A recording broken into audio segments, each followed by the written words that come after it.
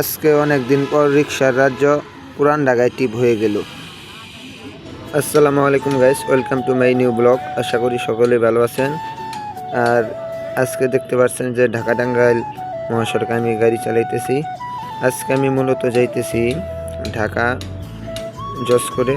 এটা হলো পুরান ঢাকায় পড়েছে জসকোট। আর যেহেতু জসকোটে যাব সেই জন্য আমাকে সকাল সকালে রওনা দিতে হয়েছে, কারণ ওইদিকে অনেক জ্যাম বাজে, যার কারণে আমি সকাল সকাল আর কি রওনা দিয়েছি। তাও আমাদের ঘাটের দিকে মোটামুটি আনুমানিক 4টার দিকে আমি পাঁচটার দিকে আমি রওনা দিয়েছি। দেখি কতটুক যাইতে পারি। তো এখন আছি ঢাকা টাঙ্গাইল রুটে।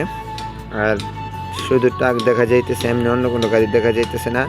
আর এই সময় একটু খুব সাবধানে সবাই গাড়ি চালাবেন, কারণ এই সময় অনেকটা ট্রাক ড্রাইভারের একটু ঘুম ধরার কারণে তারা ডাইনে কোন গাড়ি আছে বামে কোন গাড়ি আছে সেটা দেখে না দেখেই চাপ দিয়ে দেয়। তো এখন আছি কোনাবাড়ি ফ্লাইওভারের উপর। আর দেখেন ওই যে একটু সূর্য উঠতেছে আর কি।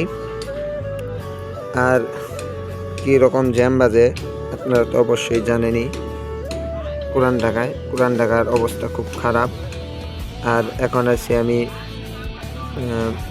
নাওজোরে। এই জায়গায় ডান সাইডে দেখেন সাজেক দেখা যাইতেছে, এটা গাজীপুরের সাজেক।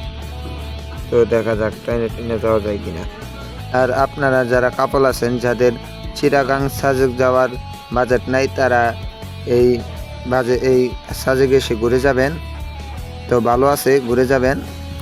তো বলেছিলাম যে জ্যামে পড়বার, দেখেন জ্যামে পড়ে গেছি। দেখেন কি পরিমাণ রিক্সা, এগুলাকে হরনও দেওয়া যায় না। এখন হরন দিলে নাকি মামলা দেয়, কি একটা বিপদ। কোন দেশে বসবাস করি আমরা জানি না। তো জ্যাম জুম পার হয়ে একটু হালকা ফ্রি পাইলাম। আর এটা হলো গাজীপুরা। আর এই জায়গার যে রাস্তাটা প্রচুর খারাপ একটা রাস্তা।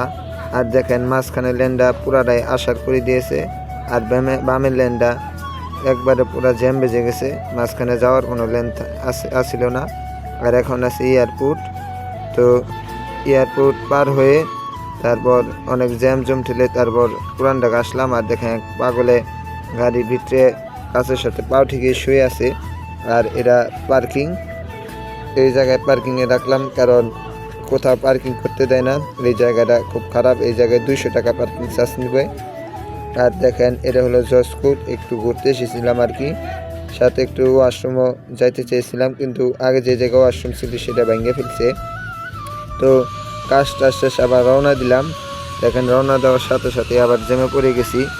সামনে হলো মোড়, যার কারণে জ্যাম।